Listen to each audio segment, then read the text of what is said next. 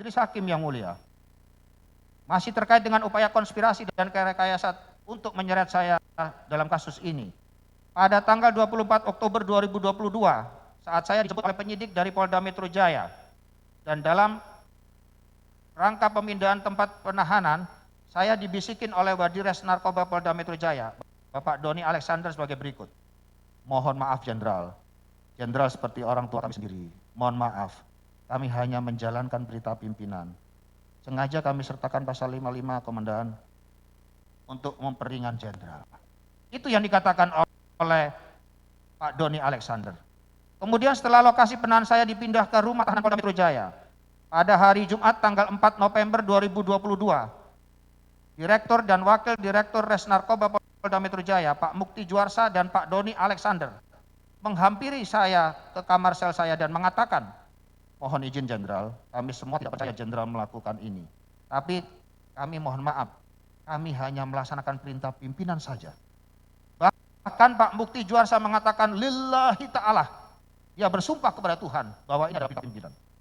Kemudian Pak Mukti Juarsa juga mengatakan, izin Jenderal, sebenarnya ini rahasia. Hasil uji laboratorium Jenderal adalah negatif metafetamina. Tadinya kami berharap hasilnya positif, agar dapat kami terapkan pasal 127 saja. Sehingga Jenderal cukup direhabilitasi saja. Jujur saja yang mulia, sampai saat ini saya belum paham tentang siapa yang dimaksud pimpinan oleh Pak Mukti dan Pak Doni Alexander tersebut. Namun saya cukup bisa memaknai bahwa saya sengaja dijebloskan. Sedemikian rupa direkayasa karena pada diri saya sama sekali tidak ada barang bukti narkotika sabu yang disita oleh penyidik. Saya pun dalam kondisi ini masih tetap kooperatif yang mulia. Saya datang baik-baik ke Mabes Polri untuk klarifikasi, malah langsung diperiksa secara non-stop sampai pagi hari. Meskipun saya sudah mengatakan bahwa saya baru saja pulang dari rumah sakit dan dibius total selama 3 jam dan kemudian langsung dijebloskan ke ruang tahanan atau penempatan khusus serta langsung ditetapkan sebagai tersangka.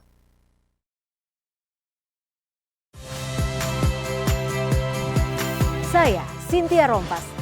Saksikan program-program Kompas TV melalui siaran digital, pay TV, dan media streaming lainnya.